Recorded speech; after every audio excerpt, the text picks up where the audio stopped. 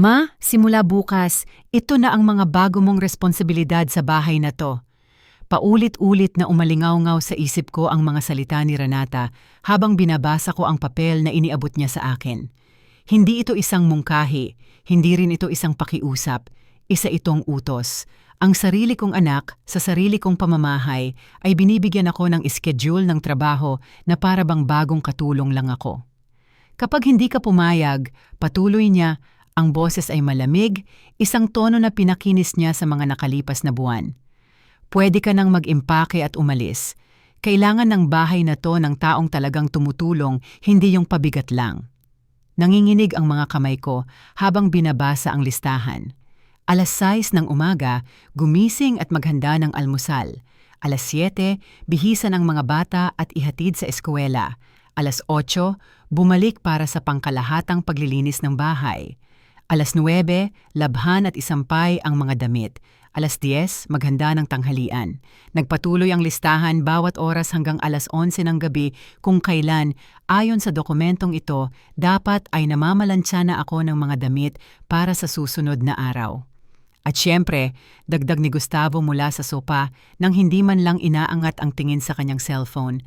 Kasama na dyan ang pagbabayad sa mga gastusin sa bahay. Para saan pa ang pensyon mo? Hindi.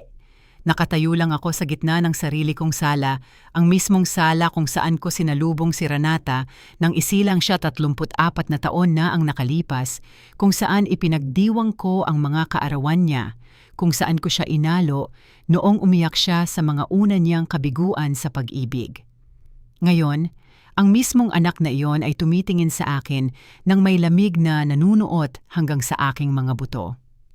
"Wala ka nang masyadong oras para magdesisyon, ma," sabi niya habang kinukulayan ng matingkad na rosas ang kanyang mga kuko. Nakausap na ni Gustavo ang isang abogado. Dahil mahigit 2 taon na kaming nakatira dito at nagme-maintain ng bahay, may karapatan kami.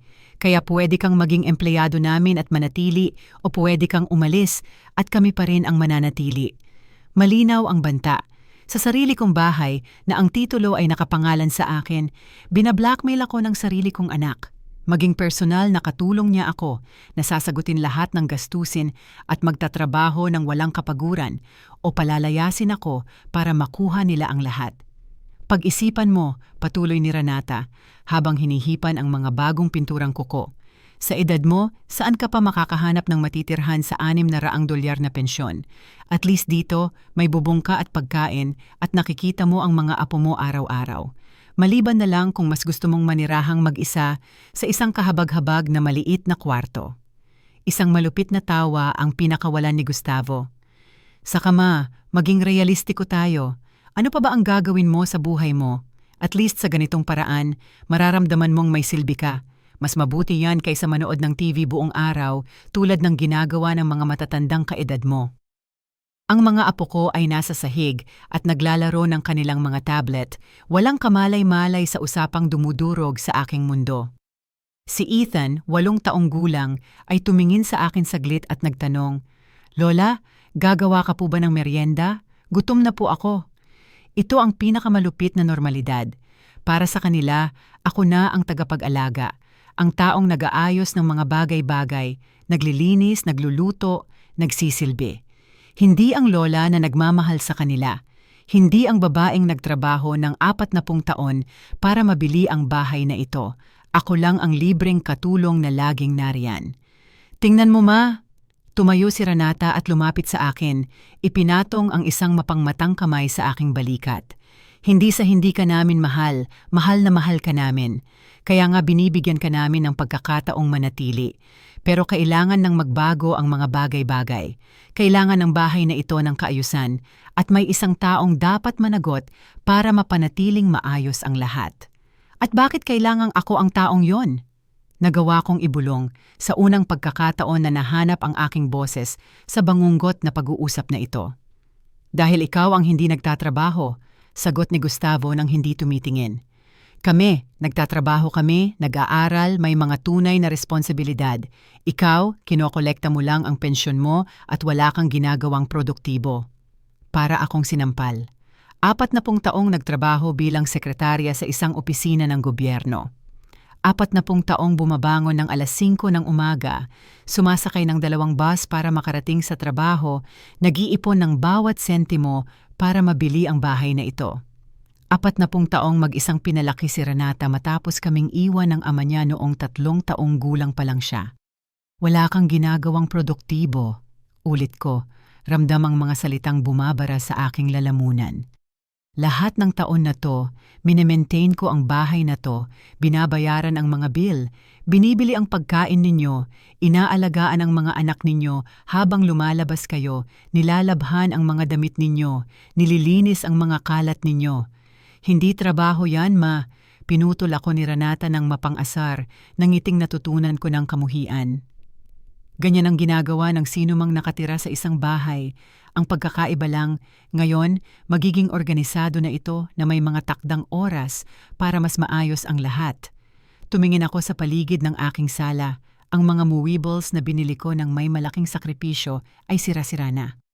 Ang leather na sopa na inabot ako ng 2 taon para mabayaran ay may mga mantsa ng pagkain at punit mula sa pagtalo ng mga bata na walang sino mang sumasaway. Ang mesang kahoy na dati kong ipinagmamalaki ay puno ng mga marka ng baso at may init na plato na walang sino mang nag-abalang gumamit ng coaster. Sa mga dingding, ang mga litrato ng pamilya ko ay napalitan ng mga poster ng pelikula na gusto ni Gustavo. Ang koleksyon ko ng mga libro ay itinapon sa isang kahon sa garahe para magkaroon ng espasyo para sa mga video game at electronic gadget na patuloy nilang binibili gamit ang perang ibinibigay ko sa kanila. Saka ma, patuloy ni Renata, habang sinusuri ang kanyang mga kuko ng may kasiyahan, magiging mabuti to para sa'yo. Bibigyan ka nito ng layunin. Nitong mga huling araw, mukha kang laging malungkot, laging bored. Ang pagkakaroon ng malinaw na responsibilidad ay makakatulong sa'yo na maging mas maganda ang pakiramdam mo sa sarili mo. Ang manipulasyon ay napakalinaw. Masakit ito sa pisikal. Ibinibenta niya sa akin ang sarili kong pagkaalipin na para bang isang pabor na ginagawa nila sa akin, na para bang ang pagiging libreng katulong nila ay isang uri ng therapy para sa aking emosyonal na kalusugan. At kailangan mo ring magtrabaho tuwing weekend, dagdag ni Gustavo, na sa wakas ay tumingin mula sa kanyang cellphone. Ang Sabado ay para sa general cleaning ng bahay at ang Linggo ay para sa paghahanda ng mga pagkain para sa buong linggo. Hindi naman sa nagiging malupit kami sa iyo, ma. Kailangan lang naming maging maayos ang takbo ng mga bagay dito, parang isang tunay na tahanan. Parang isang tunay na tahanan, ulit ko, nararamdaman ang galit na unti-unting pumapalit sa pagkabigla. Hindi ito isang tunay na tahanan. Ito ang bahay na binili ko, na minaintain ko kung saan tinanggap ko kayo noong wala kayong matirhan. Oo, pero ngayon pamilya na tayo. Sagot ni Renata gamit ang baluktot na lohika na nagpatahimik sa akin. At sa isang pamilya, lahat ay may kanya-kanyang papel. Ang sa amin ay magtrabaho at kumita. Ang sayo ay panatilihing maayos ang bahay, patas lang. Si Valerie, ang 6 na taong gulang kong apo, ay lumapit at hinila ang palda ko. Lola, pwede po ba akong kumuha ng cookies? Yung nasa ibabaw po ng ref. Tiningnan ko siya at nakita ko sa kanyang mga mata ang parehong pag-asa na nakita ko sa mga mata ng kanyang ina noong kaedad niya ito. Ang pag-asang laging oo ang sagot ni Lola, laging nag-aayos ng mga bagay-bagay, laging nariyan. Pero ngayon, ang pag-asang iyon ay may kasama ng opisyal na schedule, isang hindi pirmadong kontrata, isang nakatagong banta. Sandali lang, mahal ko, sabi ko sa kanya habang hinahaplos ang kanyang ulo. Hindi, matalas na sumingit si Renata. Valerie, susunod na ang lola mo sa isang bagong schedule. Kung may gusto ka, kailangan mong hilingin sa kanya sa tamang oras. 4:00 na ng hapon ngayon at ayon sa schedule, oras na niya para maghanda ng merienda. Naglakad ako papunta sa kusina na nanginginig ang mga binti. Pakiramdam ko'y bawat hakbang ay nagdadala sa akin palalim sa isang bangin na hindi ko alam kung makakaahon pa ako. Ang schedule ay nanatili sa aking kamay, lukot na sa diin ng aking mga daliri. Para itong hawak ko ang sarili kong sentensya ng kamatayan. Nang buksan ko ang pantry, napansin ko kung gaano ito kawalang laman. 3 basag na cookies sa ilalim ng isang pakete, isang expired na dilatang tuna, at kalahating supot ng bigas. Sa ref, hindi gaanong mas maganda ang sitwasyon. 2 yogurt na binili ni Renata para sa sarili niya, isa sa mga beer ni Gustavo, at ang tirang pagkain mula sa hapunan 3 araw na ang nakalipas na walang ibang gustong kumain. "Lola, wala na pong cookies," sigaw ni Valerie mula sa sala na may pagkainip na natutunan niya mula sa kanyang ina. "Parating na, mahal ko," sagot ko, alam na kailangan kong mag-improvise sa kung anong kakarampot na mayroon, or sa halip kung anong kakarampot na iniwan nila para sa akin sa sarili kong kusina. Narinig ko ang mga yabag ni Renata na papalapit. Ang kanyang mga takong ay umaling-awngaw na may awtoridad na hindi niya taglay sa bahay na ito dati. Para bang ang simpleng pag-abot niya sa akin ng papel na iyon ay ginawa siyang opisyal na may-ari ng lahat. "Ma, habang nasa kusina ka, gusto ko lang ipaalala sa'yo na kailangan mong pumunta sa supermarket bukas ng maaga. Gumawa ako ng listahan ng lahat ng kailangan natin," sabi niya, idinikit ang isang papel sa pinto ng ref. "Mga $150 yan. At kailangan mo ring dumaan sa botika para kunin ang mga bitamina ng mga bata at ang special shampoo ni Gustavo. $150, isang kapat ng aking buwanang pensyon para sa isang linggong grocery ng isang pamilyang nagpasya na ang pera ko ay kanila na. Renata, hindi aabot ang pensyon ko para dyan bawat linggo," nagawa kong sabihin, kahit na ang boses ko'y parang ang liit-liit sa sarili kong kusina. "Hay nako, ma, lagi na lang yan," buntong hininga niya ng dramatiko. "Alam mo, nag-iipon si Gustavo para makabili kami ng sarili naming bahay. Hindi namin pwedeng gastusin ang kinikita namin sa pagkain at mga pangunahing pangangailangan. Saka, kumakain ka naman dito araw-araw. Normal lang na mag-ambag ka sa mga gastusin." Ang lohika ay napakabaluktot, nakakahilo. Nag-iipon si Gustavo para sa sarili niyang bahay habang nakatira ng libre sa akin. Kinakain niya ang pagkain ko at ginagamit ang mga serbisyo ko. At ako, ang tunay na may-ari ng ari-arian, ay kailangang magbayad para sa pribilehiyong maging kanilang libreng katulong. "At paano kung wala akong sapat na pera?" tanong ko, kahit alam ko na kung ano ang magiging sagot niya. "Di kailangan mong mag-adjust at bilhin muna ang mga pangunahing kailangan. Kailangang kumain ng maayos ng mga bata. Ma, hindi ka pwedeng maging makasarili sa pera kapag may mga bata sa bahay. Makasarili sa sarili kong pera sa sarili kong bahay." Ang salitang iyon ay tumusok sa akin na parang isang punyal sa dibdib. Lumitaw si Gustavo sa pasukan ng kusina, naguunat na parang kagigising lang mula sa isang idlip. 4:30 na ng hapon ng Martes at nakapajama siya habang nanonood ng telebisyon habang ako ang nag-aasikaso ng lahat. "Ma, pwede mo ba kaming ipaghanda ng masarap na hapunan? Mabigat ang araw sa trabaho ngayon," sabi niya. Binuksan ang ref at kumuha ng beer na para bang ito ang pinakanatural na bagay sa mundo. "Mabigat na araw?" Hindi ko napigilang itanong. "Akala ko hindi ka umalis buong umaga." "Work from home ako tuwing Martes," sagot niya sa tonong nagpapahiwatig na wala akong karapatang kwestiyonin ang schedule niya. "Mga virtual meeting, mahahalagang tawag, nakaka-stress, kaya kailangan kong mag-relax pagkatapos." Tiningnan ko ang orasan, 4:30 ng hapon. Kung nagtrabaho siya mula sa bahay, ang kanyang araw ng trabaho ay tumagal ng eksaktong 3 oras kung iisipin na nakita ko siyang natutulog sa sopa ng 1:00 ng hapon.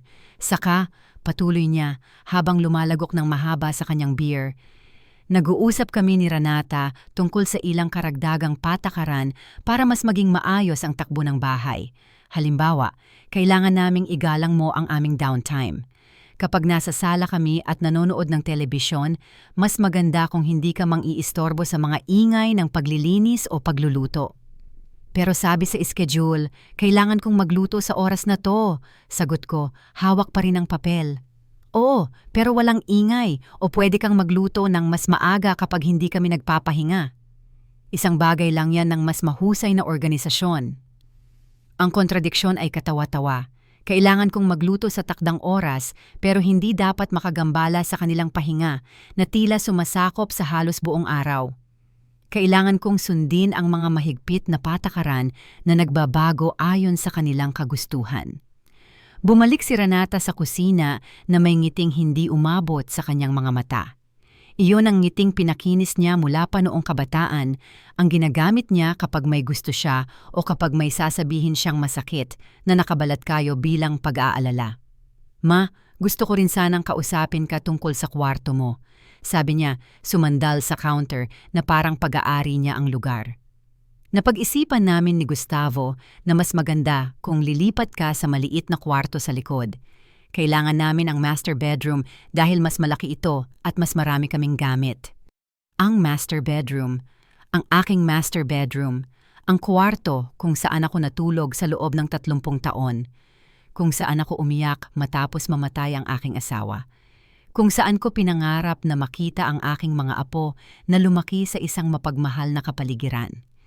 Ngayon, gusto nila akong itapon sa maliit na silid katulungan, literal. Napakaliit ng kwartong iyon, Renata, sabi ko, ramdam ang panginginig ng aking boses. Halos hindi kasya ang isang twin bed. Sakto lang yan para sa'yo, ma. Hindi mo naman kailangan ng malaking espasyo.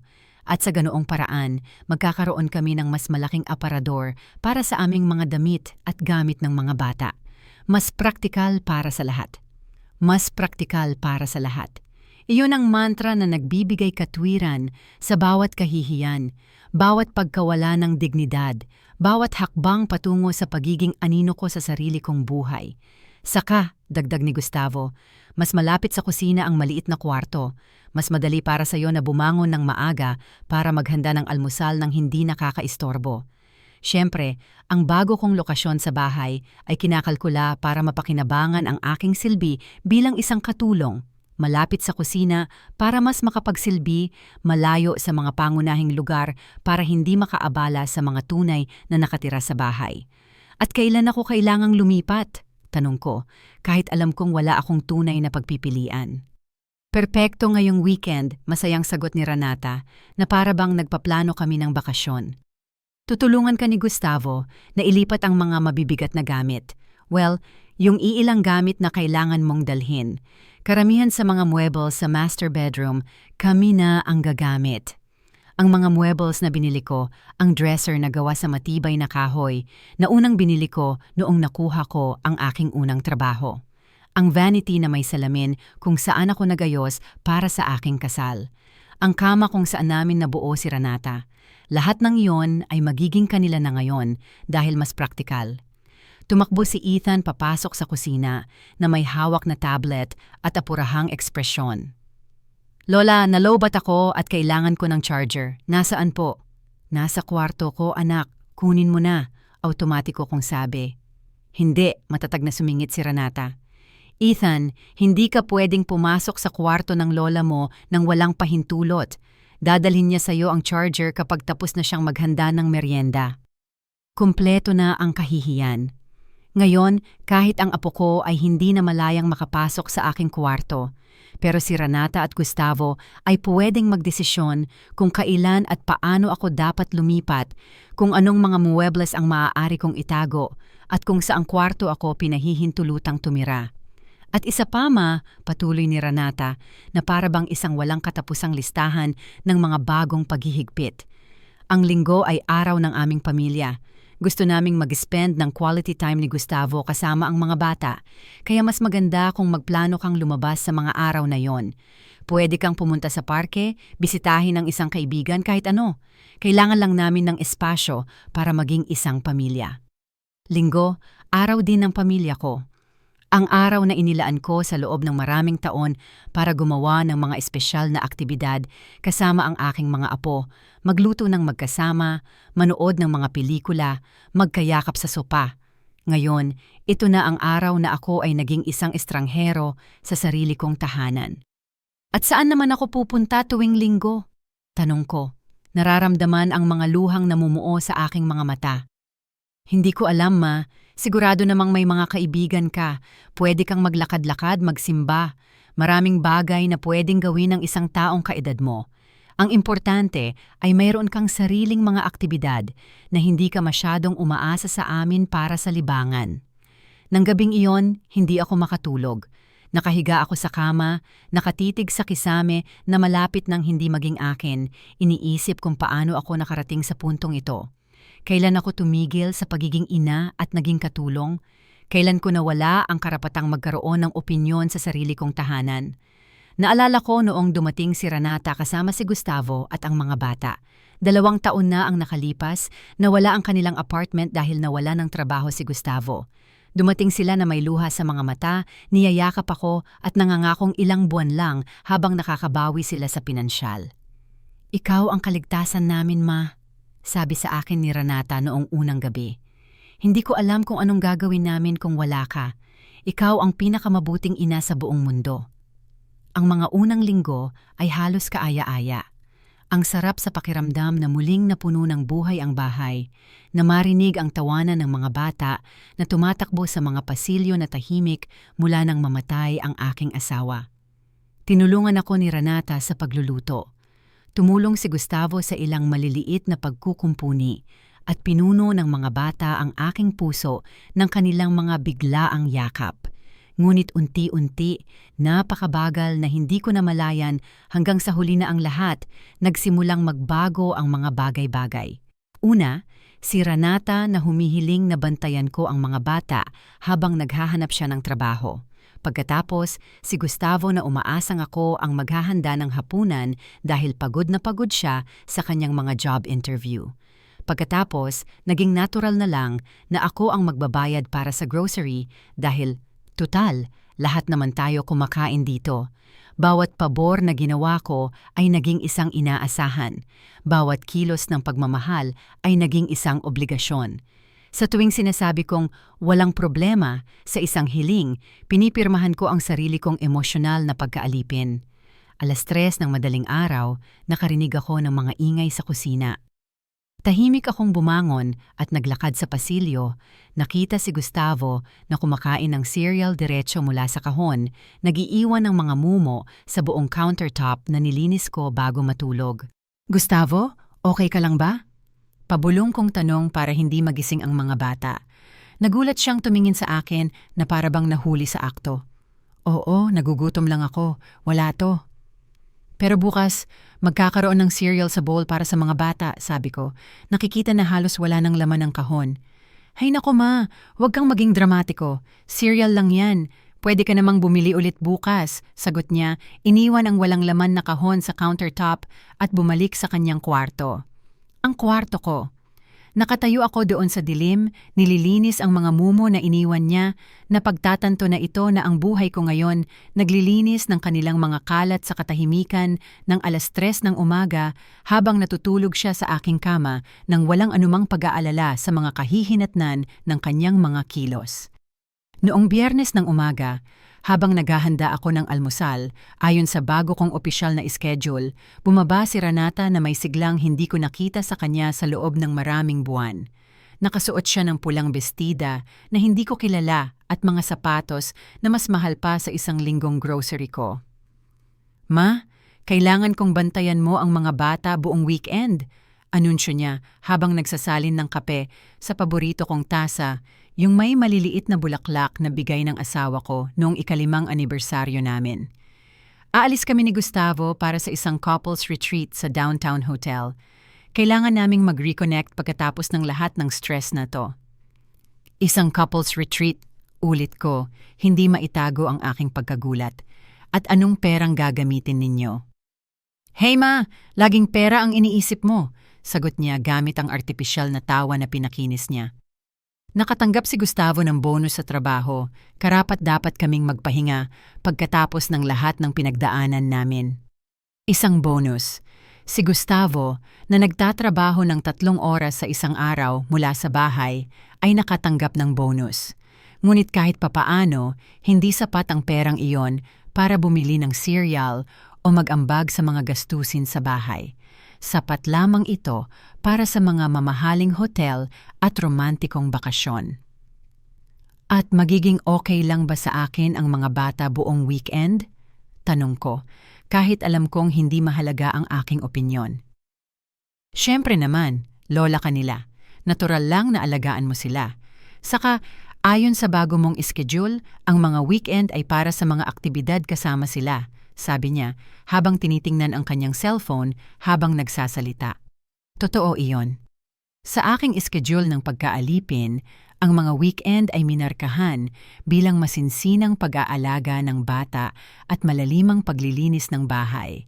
Tila, hindi umiiral ang aking pahinga sa kanilang konsepto ng organisasyon ng pamilya.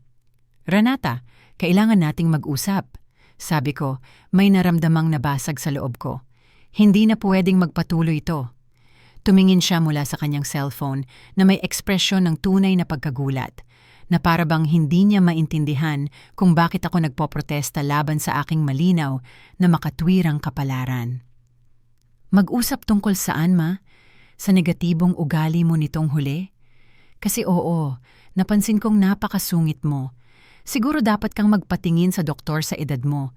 Normal na magkaroon ng hormonal changes na nakakaapekto sa mood mo.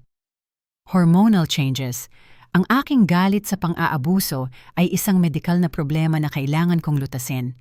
Ang aking pagtutol sa kahihiyan ay isang sintomas ng aking pagtanda na nangangailangan ng profesional na paggamot. Hindi ako may sakit, Renata.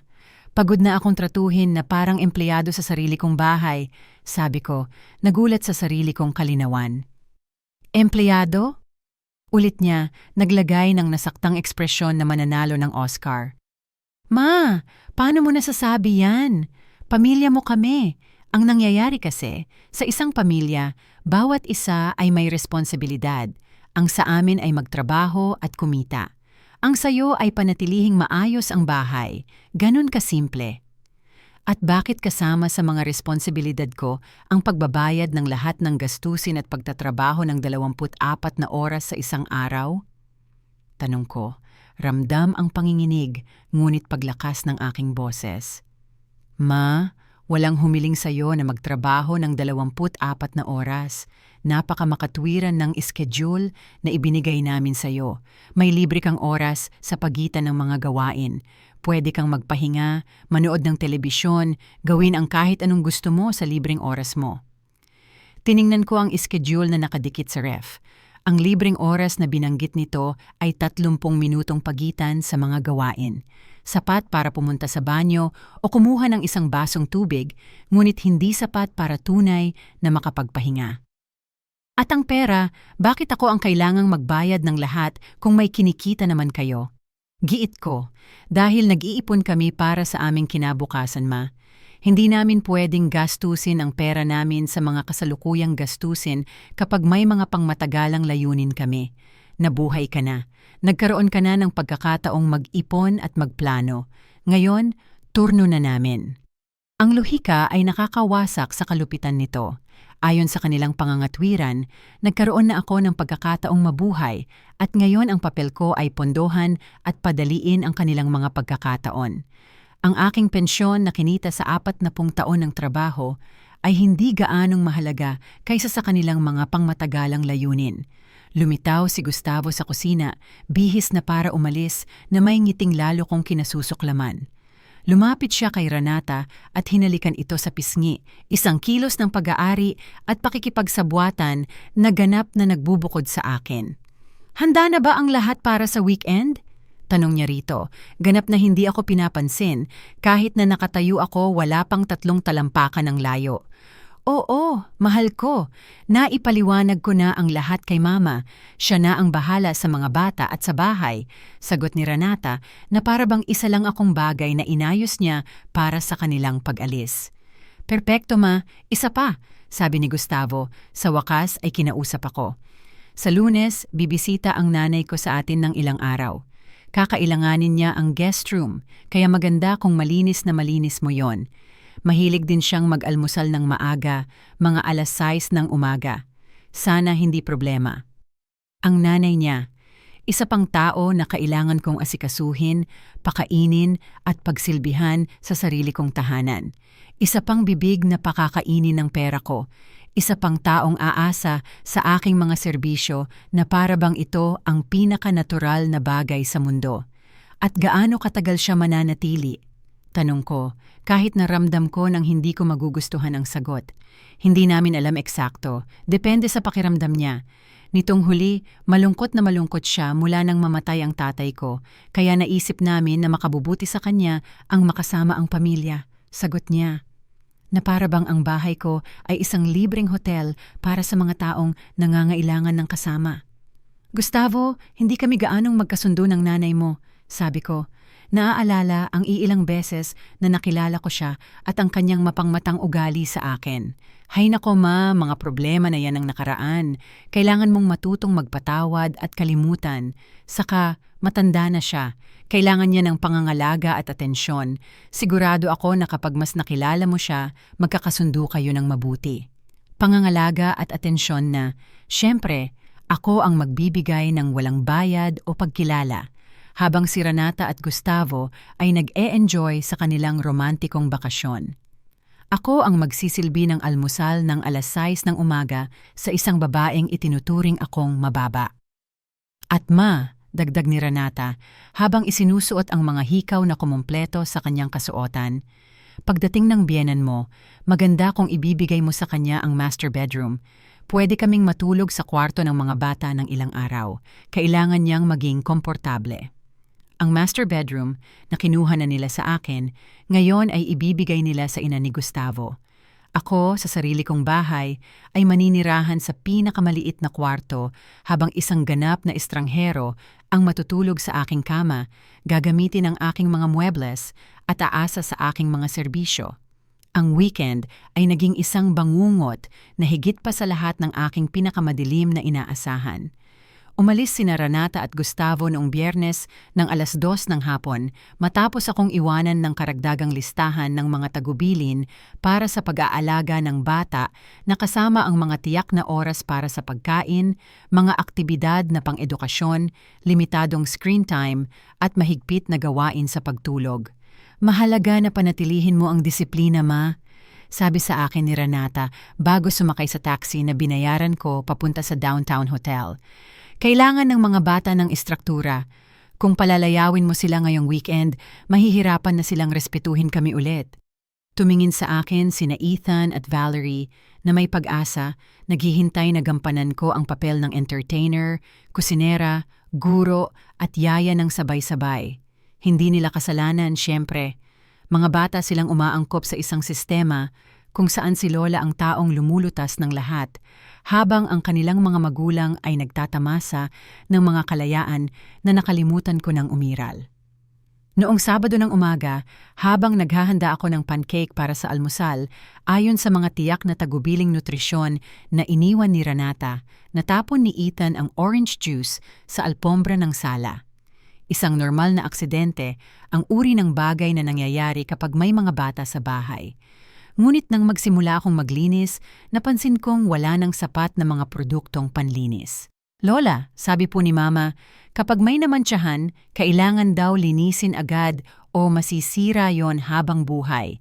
Imporma sa akin ni Valerie na may seryosong parang isang profesional na supervisor. Tama siya. Napaka-espesipiko ni Renata tungkol sa pagpapanatiling malinis ang bahay habang wala sila. Kaya, 9:00 ng umaga ng Sabado, naglalakad ako papuntang supermarket kasama ang 2 bata. Ginagastos ang $30 ng aking pensyon sa mga produktong panlinis para sa isang sakuna na pwede namang malutas sa sabon at tubig. Sa supermarket, humingi si Ethan ng espesyal na cereal na kinakain ng kanyang ama, yung nagkakahalaga ng $8 bawat kahon. Gusto ni Valerie ang mga organic na cookies na binibili ng kanyang ina, yung nasa $10 na pakete. Tiningnan ko ang mga presyo at gumawa ng desperadong kalkulasyon sa isip.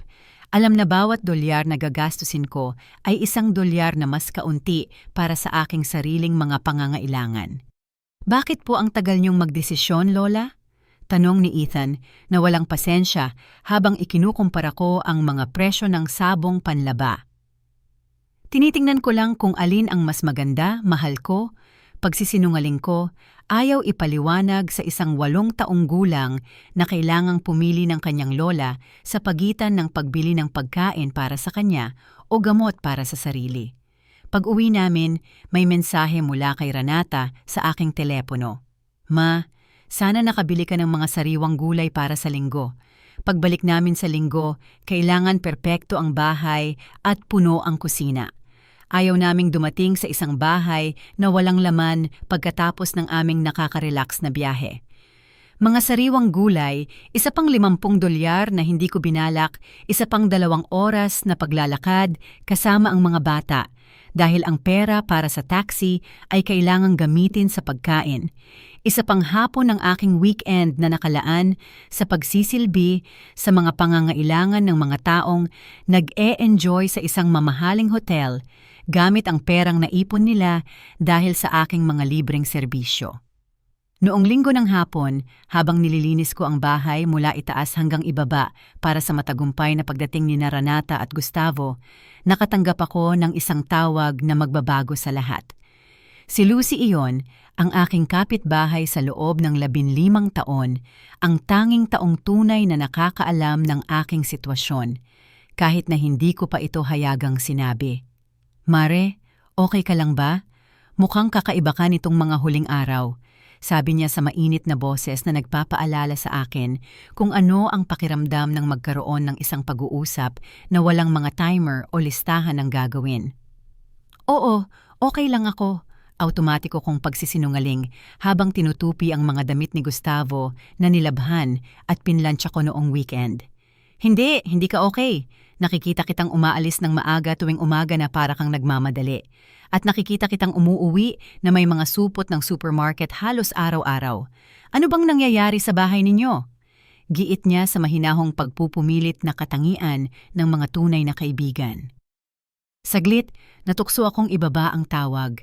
Mas madaling magpatuloy sa pagkukunwaring normal ang lahat na natural para sa isang 66 na taong gulang na babae na mamuhay na parang isang kasambahay sa sarili niyang tahanan. Ngunit may isang bagay sa boses ni Lucy na nagpabagsak sa akin. Lucy, pwede ka bang pumunta dito saglit? Kailangan kong makausap ang isang tao, sabi ko, nagulat sa sarili kong katapatan. Papunta na ako, sagot niya nang walang tanong-tanong. Pagdating ni Lucy, nanonood ng telebisyon ang mga bata sa sala, ganap na abala sa kanilang mga palabas. Umupo kami sa kusina, napapalibutan ng perpektong kaayusan na nilikha ko para sa pagdating ng kanilang mga magulang. At sa unang pagkakataon sa loob ng maraming buwan, sinabi ko sa isang tao ang katotohanan tungkol sa aking buhay. Ipinakita ko sa kanya ang schedule. Ipinaliwanag ko ang tungkol sa pera. Sinabi ko sa kanya ang tungkol sa banta na palayasin ako sa sarili kong bahay kung hindi ako papayag na maging kanilang libreng empleyado. Sinabi ko sa kanya ang tungkol sa maliit na kwarto, tungkol sa mga linggo na ako ay pinapaalis, tungkol sa ina ni Gustavo na darating para pagsilbihan ko sa sarili kong kama. Tahimik na nakinig si Lucy na may ekspresyon na nagbago mula sa pagkagulat patungo sa pagkasuklam at sa wakas sa pinakadalisay na galit na nakita ko sa mahabang panahon.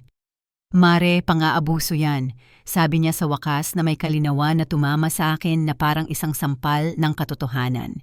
Hindi yan normal. Hindi ganyan ang ginagawa ng isang pamilyang nagmamahal sa'yo. Pero sabi nila, patas lang na sa isang pamilya, lahat ay may kanya-kanyang papel. Sinimulan kong ulitin ang mga salitang narinig ko ng napakaraming beses. Hindi! Pinutol niya ako ng may katatagan na ikinagulat ko. Sa isang maayos na pamilya, ang mga papel ay pinag-uusapan at pinagkakasunduan. Walang nagpapataw ng isang schedule ng trabaho na walang bayad sa sinuman. Walang nagbabanta na palayasin ang sinuman sa sarili nilang bahay. Hindi pagmamahal yan, Mare. Pagsasamantala yan. Ang salitang iyon ay nanatili sa hangin sa pagitan namin. Pagsasamantala. Hindi ito problema sa pamilya. Hindi ito isang di pagkakaunawaan ng henerasyon. Hindi ito ang aking kawalan ng kakayahang umangkop sa modernong panahon. Ito ay dalisay at simpleng pagsasamantala. Pero ano ang magagawa ko? Tanong ko, nararamdaman ang mga luha na sa wakas ay nakahanap ng daan palabas matapos ang ilang buwan ng pagpipigil. Tama sila sa isang bagay. Sa edad ko, sa aking pensyon, saan pa ako pupunta? Sino pa ang gugustuhin sa akin? Mare, tingnan mo ako, sabi ni Lucy, hinawakan ang aking mga kamay. 66 na taong gulang ka, hindi 76. May sarili kang bahay, may matatag na pensyon, at sa pagkakaalam ko, malinaw na malinaw pa ang iyong pag-iisip. Hindi mo kailangan ng sinuman para suportahan ka. Sila ang nangangailangan sa'yo. Ito ay isang napakasimple at revolusyonaryong pananaw na nagpatahimik sa akin. Sa napakatagal na panahon, inakala kong ako ang masuwerteng may matitirhan na nakalimutan kong akin ang lugar na iyon. Inakala kong ako ang nakikinabang sa kanilang kabutihang loob gayong sa katotohanan, sila ang nakikinabang sa akin. Saka, patuloy ni Lucy, sa tingin mo ba gaganda pa to sa paglipas ng panahon? Sa tingin mo ba isang araw, gigising sila at magpapasya na tratuhin ka ng may respeto?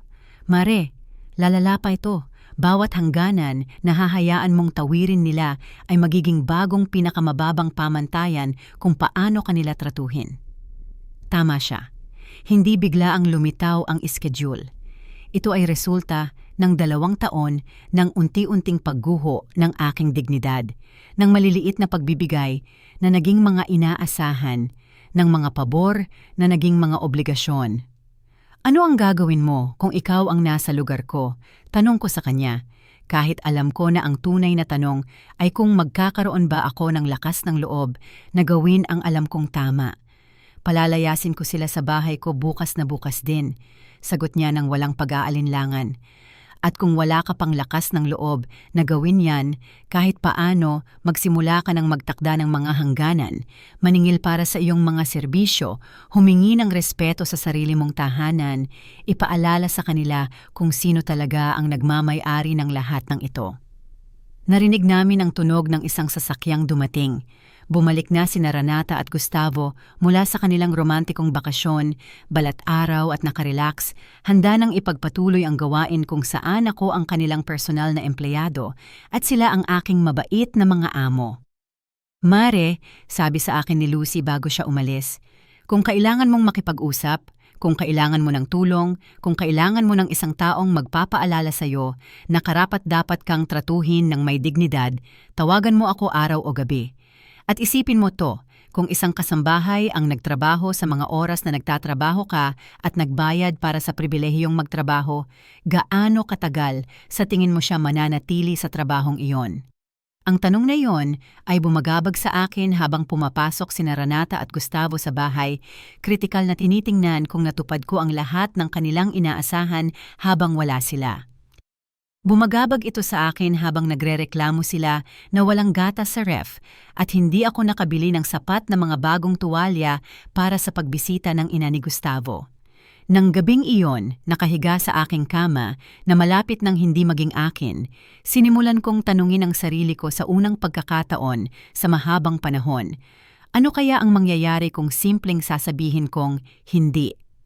Dumating ang Lunes ng umaga na parang isang perpektong bagyo ng mga kahihiyan. 5:30 ng umaga, ginising ako ng matinis na tunog ng doorbell. Si Marisa iyon, ang ina ni Gustavo, nakatayo sa aking pinto na may 2 malalaking maleta at ekspresyon ng isang taong umaasang sasalubungin na parang isang reyna. Sa wakas, sabi niya nang hindi man lang bumabati, itinutulak ang kanyang mga maleta sa loob ng bahay. Ang tagal ng taxi. Sana na ipaliwanag sa iyo ni Gustavo ang mga espesyal na pangangailangan ko sa almusal. Napakadelikado ng tiyan ko at hindi ako pwedeng kumain ng kung ano-ano lang. 5:45 ng umaga.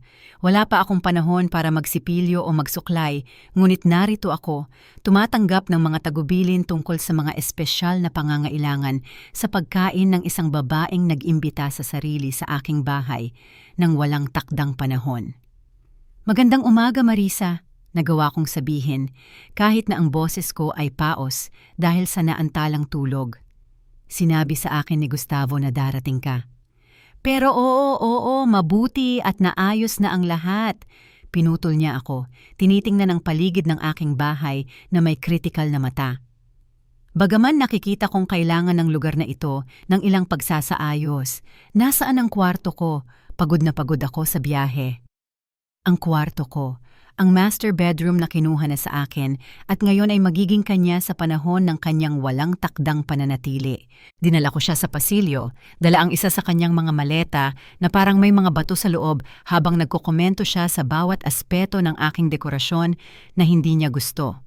Napakaluma na ng alpombra na ito. Sabi niya, itinuturo ang Persian rug na dati kong ipinagmamalaki. At masyadong madilim ang mga kurtinang ito. Sa edad ko, kailangan ko ng maraming natural na liwanag. Kailangan mong palitan yan bukas.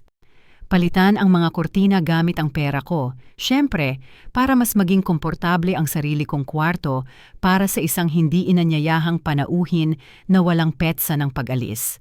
Pagdating namin sa master bedroom, siniyasat ni Marisa ang lahat na parang isang general na nag-iinspeksyon ng mga tropa. Binuksan at isinara niya ang mga drawer. Sinuri niya ang kutsyon sa pamamagitan ng pag-upo dito nang may iba't ibang antas ng lakas at sa wakas ay nagdeklara, "Pwede na to. Bagaman, kailangan mong labhan ang lahat ng kumot gamit ang hypoallergenic na sabon. Hindi ako makatulog sa mga kama na hindi malinis na malinis." Hypoallergenic na sabon, isa pang hindi planadong pagbili, isa pang gastos na magmumula sa aking naunat ng pensyon. Alas 6 eksakto, tulad ng ipinangako ni Gustavo, lumitaw si Marisa sa kusina na umaasa sa kanyang espesyal na almusal. Nakasuot siya ng silk na nightgown at mga tsinelas na may balahibo, na parabang siya ang may-ari ng isang mamahaling hotel sa halip na isang panauhin sa aking bahay. Kailangan ko ng 2 scrambled eggs, pero tuyong-tuyo, walang mantika, whole wheat toast pero bahagya lang ang pagkakatoast, hindi sunog, napakatabang na kape, halos parang tsaa at sariwang prutas pero yung mga hinog lang. Inisa-isa niya ang kanyang mga hiling na parabang isang menu na dapat kong kabisaduhin. Wala akong itlog, wala akong whole wheat na tinapay, wala akong sariwang prutas dahil ginastos ko ang lahat ng pera ko noong weekend sa mga kapritsyo ng mga bata at mga produktong panlinis para mapanatiling perpekto ang bahay para sa pagbabalik ni Renata at Gustavo. Marisa, wala ako ng eksaktong hinihiling mo pero pwede akong maghanda ng medyo katulad, sinimulan kong ipaliwanag. Anong ibig mong sabihin na wala ka? Pinutol niya ako nang may galit na pumuno sa buong kusina. Hindi ba sinabi sa'yo ni Gustavo kung ano ang kailangan ko? Hindi ito katanggap-tanggap. Isang bahay na walang mga pangunahing sangkap para sa isang disenteng almusal. Sa sandaling iyon, lumitaw si Gustavo sa kusina, bihis na para sa trabaho, na may inis na ekspresyon na isinusuot niya kapag may nakakagambala sa kanyang perpektong organisadong gawain. Anong nangyayari dito? Bakit ang ingay-ingay ng ganito kaaga? Tanong niya, kahit na ang ina niya ang sumisigaw. Walang pagkain sa bahay ang kasambahay mo, sagot ni Marisa. Itinuturo ako na para bang isang depektibong bagay. Paano ako mag-aalmusal nang walang mga pangunahing sangkap? Kasambahay, hindi man lang siya nag-abalang magpanggap na ako ay higit pa doon. Para sa kanya, ako lang ang tauhan ng serbisyo sa bahay ng kanyang anak, inupahan para asikasuhin ang kanyang mga pangangailangan ng walang tanong. "Ma, hindi ka ba nag-supermarket nitong weekend?" Tanong sa akin ni Gustavo sa mapanumbat na boses na pinakinis niya para iparamdam sa akin na parang isang pinarurusahang bata. Oo, nagpunta ako, pero ginastos ko ang pera sa mga hiniling ni Renata para sa mga bata. At sinimulan kong ipaliwanag. "Hay, nako," pinutol niya ako. "Lagi kang may dahilan. Kailangan ng nanay ko ng maayos na almusal. Pumunta ka na sa supermarket ngayon at bilhin ang mga kailangan at sa susunod, magplano ka ng mas maayos." Pumunta sa supermarket ng alas 7 ng umaga. Gumastos ng mas maraming pera na wala ako para pasayahin ang isang babaeng trinatrato akong parang basura sa sarili kong bahay. Habang si Gustavo ay naghahanda para sa kanyang 3 oras na trabaho at si Renata ay mahimbing pa ring natutulog sa kwarto ng mga bata. "At anong perang gagamitin ko?" Tanong ko, may naramdamang tumigas sa loob ko. "Nagastos ko na ang lahat ng mayroon ako nitong weekend." "Gamit ang pensyon mo, siyempre," sagot ni Gustavo, na para bang ito ang pinakatangang tanong sa mundo. "Para saan pat may kita ka, di ba? Para mapanatiling maayos ang bahay." Nakalaan na ang pensyon ko para sa buwang ito. sabi ko nang may katatagan na ikinagulat ko. Wala na akong perang magagamit para sa mga hindi planadong gastusin. Ang katahimikang sumunod ay napakakapal na pwede mong hiwain ng kutsilyo. Tiningnan ako ni Gustavo na para bang nagmura ako sa simbahan at si Marisa ay may ekspresyon ng isang taong nakasaksi ng pinaka-hindi maintindihang paghihimagsik sa kasaysayan. Sinasabi mo bang hindi mo kayang bumili ng pagkain para sa nanay ko? Tanong ni Gustavo. Itinaas ang kanyang boses ng may galit na magiging katawa-tawa kung hindi lang ito napakalupit. Sinasabi kong wala akong perang magagamit ngayon, ulit ko. Pinapanatili ang boses ko na kalmado hanggat maaari. Hindi ka panipaniwala to, bulalas ni Marisa. Kinausap ang kanyang anak na para bang wala ako. Ganito pala ang serbisyong natatanggap ng pamilya sa bahay na to. Isang empleyadong tumatangging mamili ng mga pangunahing pangangailangan. Ma, hindi na pwedeng magpatuloy to, sabi ni Gustavo, gamit ang tono na gagamitin niya para sermonan ang isang problemadong empleyado.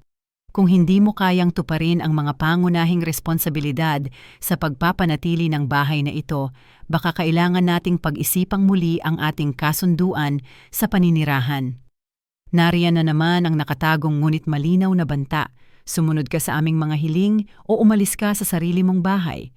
Pagsilbihan mo ang aming pamilya ng walang limitasyon o mawawala sa iyo ang karapatang manirahan sa lugar na ikaw mismo ang bumili at nagbayad. Sa sandaling iyon, lumitaw si Renata sa kusina, nakapajama pa, ngunit gising na gising dahil sa ingay ng pagtatalo.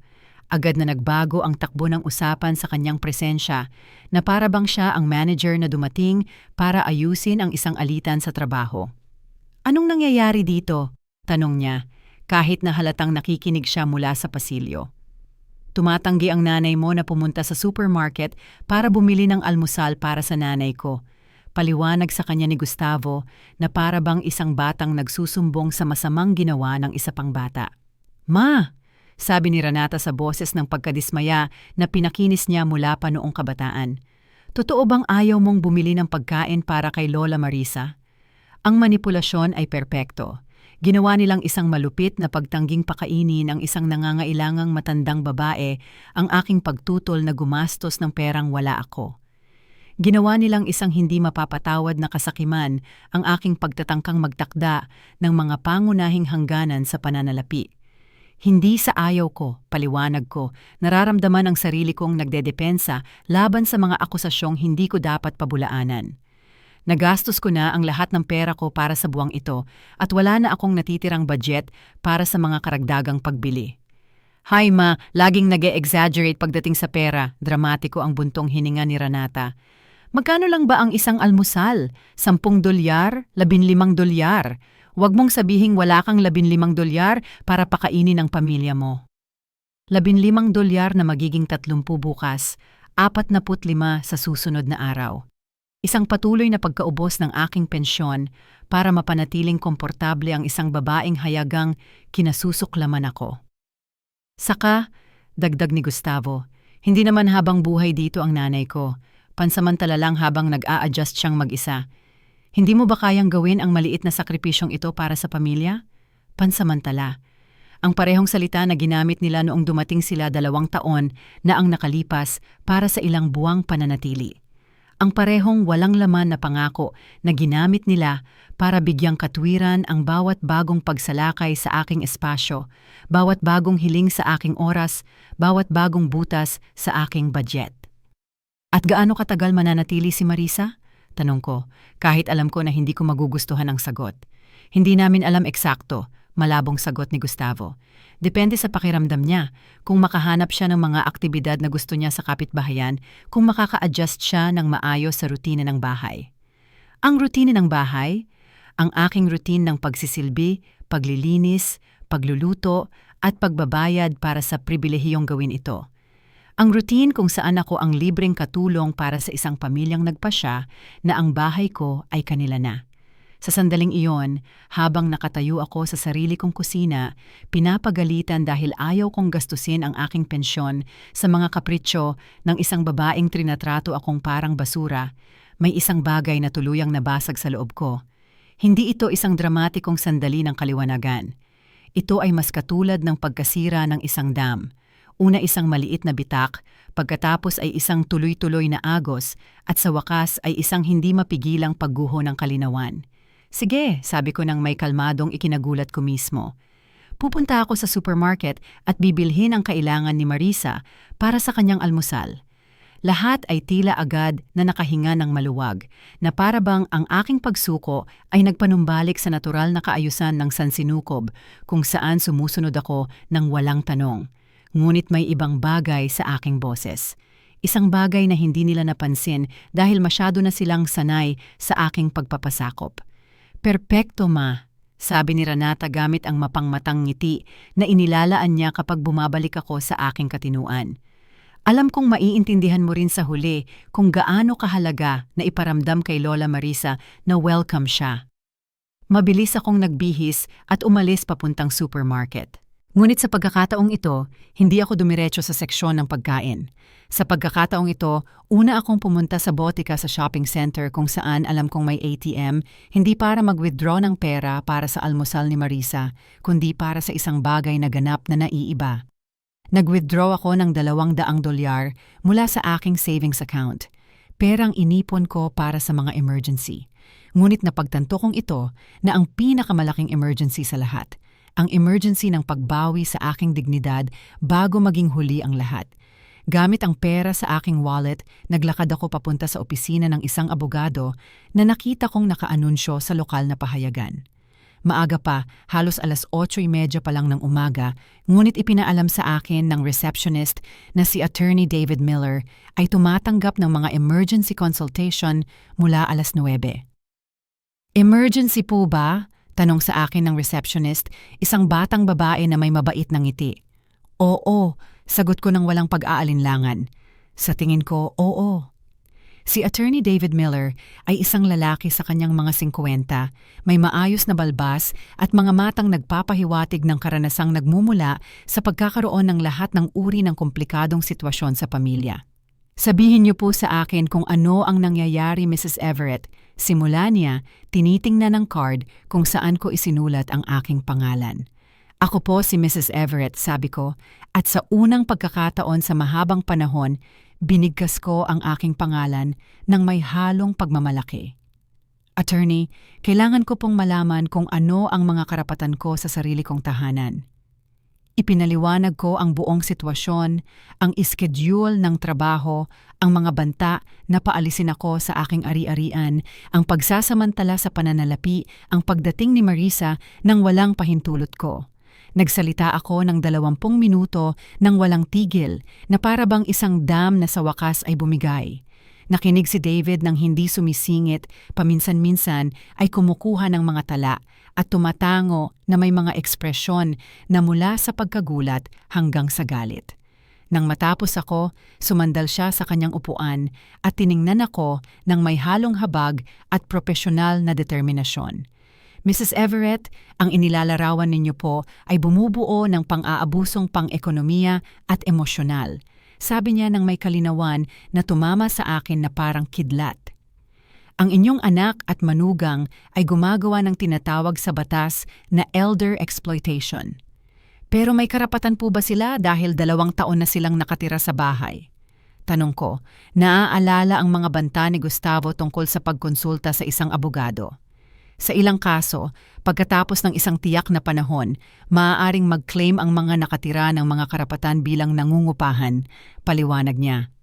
Ngunit ang mga karapatang iyon ay hindi kailanman kasama ang karapatang pagsamantalahan, ang may-ari o magpataw ng mga kondisyon sa trabaho na walang bayad, at tiyak na hindi kasama ang karapatang magdala ng karagdagang mga panauhin ng walang pahintulot ng may-ari. Para akong nabunutan ng isang malaking tinik. Sa unang pagkakataon sa loob ng maraming buwan, may isang taong nagpapatunay na tama ang aking pananaw sa katotohanan, na hindi ako nagiging dramatiko o walang utang na loob. "Ano po ang pwede kong gawin?" tanong ko, kahit na sa unang pagkakataon sa mahabang panahon, ang tanong ay may kasamang pag-asa sa halip na desperasyon. "Maraming bagay," sagot niya, tinitingnan ang kanyang mga tala. Una, pwede ninyo silang abisuhan ng nakasulat na tinatapos na ninyo ang anumang impormal na kasunduan sa paninirahan na mayroon kayo. Pangalawa, pwede kayong magtakda ng malinaw na mga limitasyon sa paggamit ng inyong ari-arian at ng inyong mga mapagkukunang pampinansyal. Pangatlo, pwede ninyong hilingin na agad na umalis sa ari-arian ang mga hindi autorisadong panauhin. At paano po kung tumanggi sila? Tanong ko, iniisip ang mga reaksyon ng aking pamilya kapag natanggap nila ang mga abisong iyon. Kung ganoon, mayroon tayong ilang legal na opsyon, kabilang ang mga eviction order at mga ulat ng pang-aabuso sa nakatatanda. Ngunit sa aking karanasan, kapag napagtanto ng mga pamilya na ang nakatatanda ay may legal na payo at alam ang kanilang mga karapatan, karaniwan nilang pinag-iisipang muli ang kanilang pag-uugali ng napakabilis. Ipinaliwanag ni David na maaari siyang gumawa ng isang legal na sulat sa mismong araw na iyon na nagtatakda ng mga bagong tuntunin para sa sinumang gustong magpatuloy na manirahan sa aking bahay. Mga tuntunin na kasama ang pagbabayad ng upa na naaayon sa merkado, pantay na kontribusyon sa mga gastusin sa bahay, at ganap na paggalang sa aking awtoridad bilang may-ari. Magkano po ang ganitong uri ng konsultasyon? Tanong ko, natatakot na baka mas malaki ito sa kaya kong bayaran. Para sa mga kaso ng pang-aabuso sa nakatatanda, mayroon po kaming mga espesyal na rate. Sabi niya na may nakakapanatag ng ngiti. $100 para sa paunang konsultasyon at $200 para sa paggawa ng mga kinakailangang legal na abiso. Kung magiging komplikado ang kaso at kailangan nating pumunta sa korte, pwede nating pag-usapan ang isang plano sa pagbabayad, $300. Ang ginastos ko sa 2 linggo para suportahan ang aking pamilya, ang ginastos ni Renata at Gustavo sa isang gabi ng kanilang romantikong bakasyon. Sa unang pagkakataon sa mahabang panahon, tila isang napakahusay na paggastos ng pera. Attorney Miller, gusto ko pong gawin ninyo ang mga sulat na iyon ngayon. Sabi ko, kinuha ang pera mula sa aking wallet na may mga kamay na hindi na nanginginig. Mahusay na desisyon, Mrs. Everett. Magiging handa ang mga sulat na ito ngayong hapon. Gusto niyo po bang ako na ang personal na mag-abot sa inyong pamilya o mas gusto ninyong kayo ang gumawa? Ako na po, sagot ko ng walang pag-aalinlangan. Sa tingin ko, oras na para magkaroon ako ng isang tapat na pag-uusap sa aking pamilya. Pag-alis ko sa opisina ng abogado, pakiramdam ko'y isang ganap na ibang tao ako. Hindi sa bigla kong nabawi ang lahat ng aking kumpiyansa, ngunit sa unang pagkakataon sa loob ng maraming buwan, meron akong isang plano. Meron akong propesyonal na suporta. Meron akong mga legal na karapatan na walang sino mang makukuha sa pamamagitan ng mga banta o emosyonal na manipulasyon. Ngunit bago bumalik sa bahay, meron pa akong isang hihintuan. Pumunta ako sa bangko at kinausap ang manager tungkol sa pagpapalit ng mga access code sa aking mga account at pagtatakda ng mahigpit na mga limitasyon kung sino ang maaaring gumawa ng mga transaksyon sa aking ngalan. Nagkaroon po ba kayo ng problema sa hindi autorisadong pag-access sa inyong mga account? Tanong sa akin ng manager, isang mahusay na babae na tila agad na naintindihan ang sitwasyon. Sabihin na lang po natin gusto kong tiyakin na ako lang ang makakagalaw ng aking pera mula ngayon, sagot ko. Napakatalino po niyan, sabi niya habang pinoproseso ang mga pagbabago. Gusto niyo rin po bang suriin kung sino ang may autorisasyon na gamitin ang inyong mga credit card? Magandang tanong. Ilang buwan ang ginagamit ni Renata ang aking credit card para sa mga emergency na hindi kailanman na ibabalik. Oras na para maging responsibilidad ng ibang tao ang mga emergency na iyon. Gusto kong kanselahin ang lahat ng karagdagang autorisasyon, matatag kong sabi. Ako lang ang magkakaroon ng access sa aking mga account at card. Nang sa wakas ay bumalik ako sa bahay, halos 11:00 na ng umaga. 4 na oras na ang lumipas mula nang dapat ay umalis ako para bumili ng almusal ni Marisa at bumalik akong walang dala, ngunit may isang bagay na mas mahalaga, isang plano ng pagkilos at ang legal na suportang kailangan para isakatuparan ito. Nakaalis na si Gustavo sa trabaho, ngunit sina Renata at Marisa ay nasa sala, halatang inis sa aking pagkaantala. Nasa eskwela ang mga bata, na nangangahulugang magkakaroon kami ng privacy para sa pag-uusap na gagawin ko. Sa wakas, bulalas ni Marisa nang makita akong pumasok. Saan ka ba nanggaling? Halos 11:00 na at wala pa akong kinakain. At nasaan ang pagkain? Tanong ni Renata, napansin na wala akong dalang anumang grocery bag. Kailangan nating mag-usap, sabi ko, pinapanatili ang aking boses na kalmado ngunit matatag. Tayong tatlo, ngayon din. May isang bagay sa aking tono na dapat ay nagpaalerto sa kanila dahil pareho silang natahimik. Tinitingnan ako ng may halong pagkagulat at pag-iingat na hindi nila ipinakita sa mahabang panahon. Umupo kayo, sabi ko, itinuturo ang sopa. Ang pag-uusap na ito ay magbabago ng maraming bagay sa bahay na to. Galing ako sa opisina ng isang abogado. Simula ko, pinapanood ang kanilang mga ekspresyon na nagbago mula sa inis patungo sa alarma sa loob lang ng ilang segundo. At may natutunan akong ilang napaka-interesanting bagay tungkol sa aking mga karapatan bilang may-ari ng bahay na ito. Ang katahimikang sumunod ay nakabibingi. Tiningnan ako ni Renata nang may ekspresyon na isinusuot niya noong bata pa siya at nahuhuli sa paggawa ng isang bagay na alam niyang mali. Si Marisa naman ay tila tunay na nalilito na para bang hindi niya maintindihan kung bakit isang kasambahay ang kumukonsulta sa mga abogado. Ma, anong ginagawa mo? Tanong ni Renata sa boses na sinusubukang magtunog nag-aalala ngunit hindi maitago ang gulat. Bakit ka pumunta sa isang abogado nang hindi kami sinasabihan? Dahil gusto kong maintindihan kung ano talaga ang aking legal na sitwasyon sa sarili kong tahanan. Sagot ko, pinapanatili ang aking boses na payapa. At lumalabas na napakaiba pala nito sa ipinapaniwala ninyo sa akin. Inilabas ko ang mga dokumentong inihanda ni David sa napakabilis na panahon. 3 sulat na may opisyal na letterhead na naka-address kina Renata, Gustavo at Marisa. Ang bigat ng papel sa aking mga kamay ay parang bigat ng aking dignidad na naibabalik. Ito ay mga legal na abiso, patuloy ko inilalagay ang mga dokumento sa mesa. Maaari ninyo itong basahin ngayon o maaari ninyong hintayin na formal kong iabot sa inyo ngayong hapon, ngunit pareho lang ang nilalaman. Agad na tumayo si Renata at kinuha ang kanyang sulat, binabasa ito nang may bilis na nagpapakita ng kanyang desperasyon na maintindihan kung gaano kalala ang sitwasyon. Kinuha ni Marisa ang kanya na may nanginginig na mga kamay habang pinapanood ko ang kanyang ekspresyon ng pagiging superior na unti-unting nagiging pagkabigla. Katawa-tawa to, bulalas ni Renata matapos bahagyang basahin ang unang pahina. Hindi mo kami pwedeng palayasin sa bahay. Pamilya mo kami. Hindi ko kayo pinapalayas. Sagot ko nang may kalmadong ikinagulat ko. Inaalok ko kayo ng pagkakataong manatili sa ilalim ng mga bagong kondisyon, mga patas at legal na kondisyon. Ang sulat ni Renata ay malinaw na nagsasaad ng mga bagong patakaran. Kung gusto niyang magpatuloy na manirahan sa aking bahay, kailangan niyang magbayad ng $800 bawat buwan sa upa, mag-ambag ng kalahati sa lahat ng gastusin sa bahay, at igalang ang aking awtoridad bilang may-ari at ang aking karapatan sa privacy sa sarili kong kwarto. $800. Sigaw niya, iwinawagayway ang papel na para bang isang malupit na biro. Ma, alam mong wala kaming ganyang kalaking pera.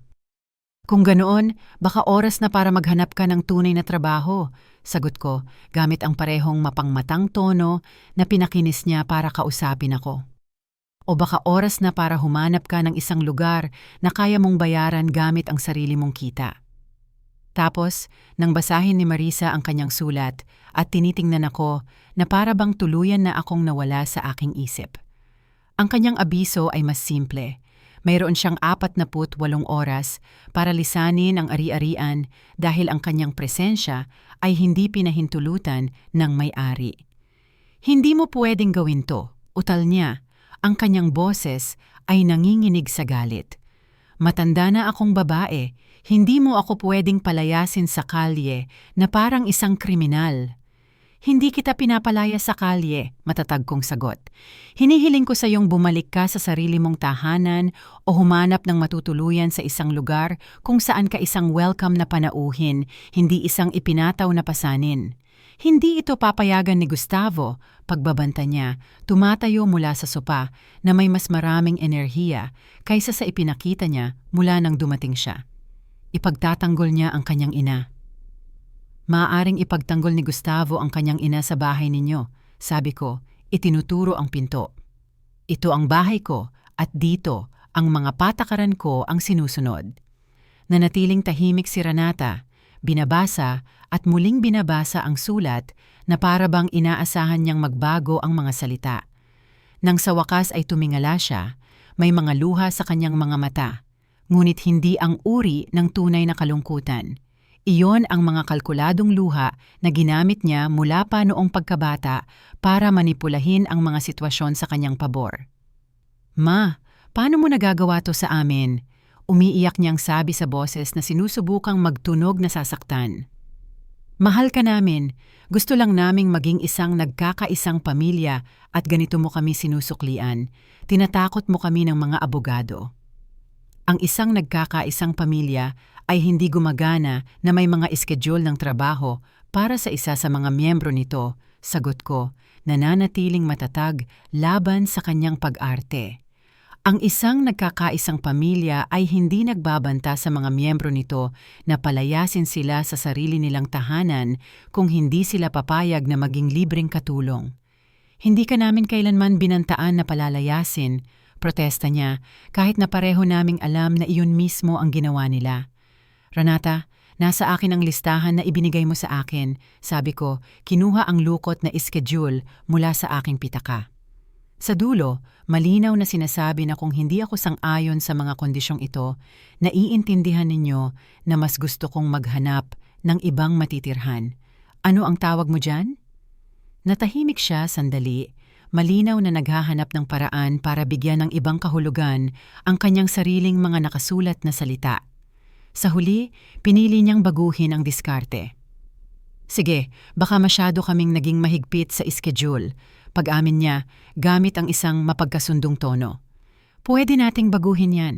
Pwede tayong maging mas flexible. Hindi mo kailangang magdala ng mga abogado para ayusin ang mga problema sa pamilya. Ang problema ay hindi lang ang iskediul, Renata. Sabi ko, lalong lumalakas sa bawat salita. Ang problema ay ginawa ninyo akong inyong hindi binabayarang kasambahay. Ang problema ay ginagastos ninyo ang aking pensyon na para bang sa inyo. Ang problema ay nag-iimbita kayo ng mga tao sa aking bahay nang walang pahintulot ko at inaasahan ninyong aasikasuhin ko sila. Si Marisa, na nakikinig sa aming usapan nang may papalaking pagkabalisa, ay sa wakas ay sumabog. Baliw to, sinabi sa akin ni Gustavo na nakatira siya sa isang mapagmahal na pamilya. Hindi niya sinabi sa akin na makikitira siya sa isang matandang baliw na iniisip na ang bahay niya ay isang hotel. Eksakto, sagot ko, tinitingnan siya ng diretso sa mata. Hindi ito isang hotel. Ito ang aking bahay. At sa aking bahay, ang mga bisita ay iniimbitahan, hindi ipinapataw. Pero ako ang ina ni Gustavo, sigaw niya, na para bang nagbibigay iyon sa kanya ng automatikong karapatan sa aking ari-arian. At ako ang may-ari ng bahay na ito, ganti ko ng may katatagan na hindi ko alam na taglay ko. Ang iyong relasyon sa pamilya ni Gustavo ay hindi nagbibigay sa iyo ng karapatan sa aking tahanan. Tahimik na nagkalkula si Renata, malamang na kinukwenta kung magkano talaga ang gagastusin nila para mamuhay ng mag-isa. Nang magsalita siyang muli, ang kanyang boses ay may desperadong tono na hindi ko pa narinig mula sa kanya. Ma, maging realistiko tayo, sabi niya. Sinusubukang magtunog makatwiran. Hindi namin kayang magbayad ng $800 sa upa kasama pa ang mga gastusin sa bahay. Alam mo yan, at hindi mo rin kayang mabuhay mag-isa sa edad mo. Kailangan natin ang isa't isa. Nabuhay na ako mag-isa dati, sagot ko. Nabuhay akong mag-isa sa loob ng 10 taon matapos mamatay ang iyong ama bago ka dumating. At nabuhay ako ng napakahusay, maraming salamat. Pero mas matanda ka na ngayon, giit niya, ginagamit ang edad bilang huling baraha. Ano ang gagawin mo kung magkasakit ka? Ano ang gagawin mo kung kailangan mo ng tulong? Mag-uupa ako ng professional na tulong kung kakailanganin ko, sabi ko. Isang ideya na ngayon ko lang naisip, ngunit napakamakatwiran. Maraming serbisyo para sa mga senior na naniningil para sa kanilang mga serbisyo at nagbibigay nito ng may respeto at profesionalismo. Magbabayad ka sa mga estranghero sa halip na tumanggap ng tulong mula sa iyong pamilya? Tanong niya na para bang personal na nakakasakit ang ideya. Magbabayad ako para sa mga profesional na serbisyo sa halip na pagsamantalahan ng mga taong sinasamantala ang pagmamahal ko sa kanila. Pagtatama ko, may napakahalagang pagkakaiba. Sa sandaling iyon, tumunog ang telepono. Si Gustavo iyon, malamang na tumatawag para tingnan kung maayos na naasikaso ang kanyang ina habang wala siya. Tumakbo si Renata para sagutin, nagsasalita sa mga apurahang bulong na malinaw na nagpapahiwatig na may isang krisis sa pamilya na nagaganap. Habang nagsasalita siya, lumapit sa akin si Marisa na may ekspresyon na nagbago mula sa galit patungo sa isang bagay na tila paggalang. Ito ang unang pagkakataon na tiningnan niya ako na para bang isang tunay na tao sa halip na isang nagsasalitang muebles. Anak, sabi niya sa mas malambing na boses. Siguro pwede tayong magkaroon ng isang kasunduan. Hindi ko kailangang manatili sa master bedroom. Pwede ba akong matulog sa sopa? Hey Marisa, mahinahon kong pinutol siya. Ang problema ay hindi kung saan ka matutulog. Ang problema ay dumating ka sa aking bahay nang walang imbitasyon ko, umaasang tratuhin na parang isang pinarangalang panauhin ng walang takdang panahon. Hindi iyon patas sa ating dalawa. Dumating si Gustavo sa bahay 20 minuto matapos ang tawag ni Renata na may ekspresyon na hindi ko pa nakita dati. Hindi ito ang kanyang karaniwang mapangmatang kayabangan. Ito ay isang bagay na mas mapanganib. Ito ang mukha ng isang lalaki na napagtanto na ang kanyang parasitikong mundo ay malapit ng gumuho. Ma, kailangan nating mag-usap, sabi niya sa isang kontroladong boses na hindi ako naloko. Sinabi sa akin ni Renata ang tungkol sa mga katawa-tawang sulat na dinala mo mula sa isang abogadong manloloko. Si Attorney David Miller ay hindi isang manloloko, kalmado kong sagot. Isa siyang abogado na dalubhasa sa mga karapatan ng may-ari at nangungupahan at proteksyon ng mga nakatatanda. At ang mga sulat na ito ay hindi katawa-tawa. Sila ay ganap na balidong legal na abiso. Ito ay isang pagtataksil. Sumabog siya. Inalis ang lahat ng pagkukunwari ng diplomasya. Pagkatapos ng lahat ng ginawa namin para sa'yo, pagkatapos naming samahan ka para hindi ka mag-isa, pagkatapos naming gawing isang tahanan na puno ng buhay ang walang laman na bahay na ito. Ang pagbaluktot sa katotohanan ay napakatindi na halos mapatawa ako. Ayon sa kanilang bersyon ng mga pangyayari, ginagawa nila sa akin ang isang pabor sa pamamagitan ng pagtira ng libre sa aking bahay, pagkain ng aking pagkain, paggamit ng aking mga serbisyo at paggastos ng aking pera. Gustavo, 42 taong gulang ka, sabi ko nang may pasensya na mahirap panatilihin. Kung gusto mong manirahan sa isang bahay na puno ng buhay, pwede kang bumili ng sarili mong bahay at punuin ito ng lahat ng buhay na gusto mo. Ngunit hindi sa aking gastos. Nag-iipon kami para makabili ng aming bahay. Sigaw niya na parabang nagbibigay katwiran iyon sa 2 taon ng pagsasamantala.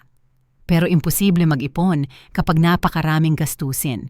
Hindi mo naiintindihan kung gaano kamahal magpalaki ng 2 anak. Tama ka. Pag-amin ko, ginulat siya sa aking pagsang-ayon.